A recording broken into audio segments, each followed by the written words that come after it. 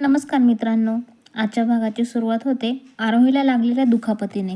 रमाला आरोहीची अवस्था पाहून खूपच काळजी वाटते आणि ती लगेच तिच्या जवळ जाऊन विचारते, "अरो बाळा, काय झाले तुला? कुठे पडलीस?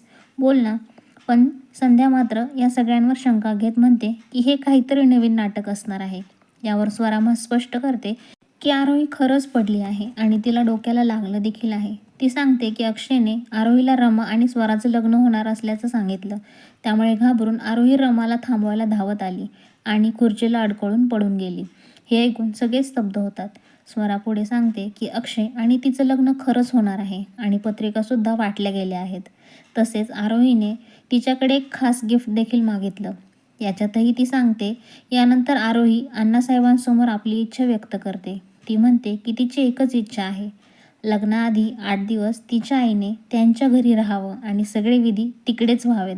हे ऐकून संध्या थोडीशी नाराजी व्यक्त करते, पण अण्णासाहेब समजूतदारपणे विचार करतात आणि सांगतात की यासाठी साईची परवानगी जास्त महत्त्वाची आहे, तर आधी तू त्याची परवानगी घे.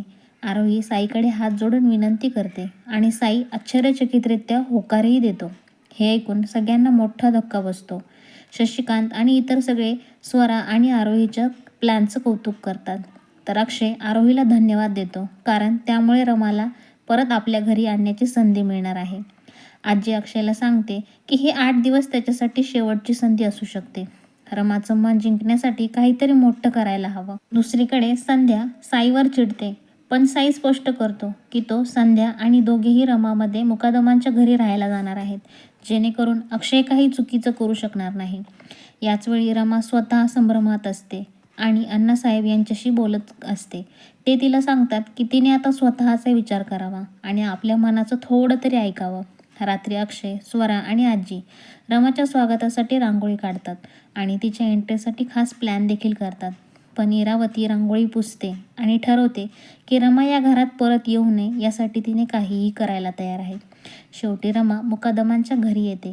औक्षण झाल्यावर ती घरात जाणारच असते. तेवढ्यात साई तिला थांबवतो आणि म्हणतो, नवरी नवरीसारखी तेव्हाच दिसते जेव्हा तिचा नवरा तिच्यासोबत असतो. त्यामुळे मी इथेच रमाबरोबर राहणार आहे. हे ऐकून सगळ्यांच्या चेहऱ्यावर धक्का बसतो आणि आजचा भाग इथेच संपतो. मित्रांनो, आजचा भाग खूपच इमोशनल आणि ट्विस्टने भरलेला होता. तुम्हाला हा अपडेट आवडला असेल तर व्हिडिओला लाईक करा, चॅनलला सबस्क्राईब करा आणि बेल आयकॉन नक्की दाबा.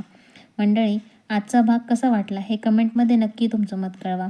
चॅनलमध्ये नवीन असाल तर सबस्क्राईब करायला विसरू नका. भेटूयात अशाच पुढच्या भागामध्ये.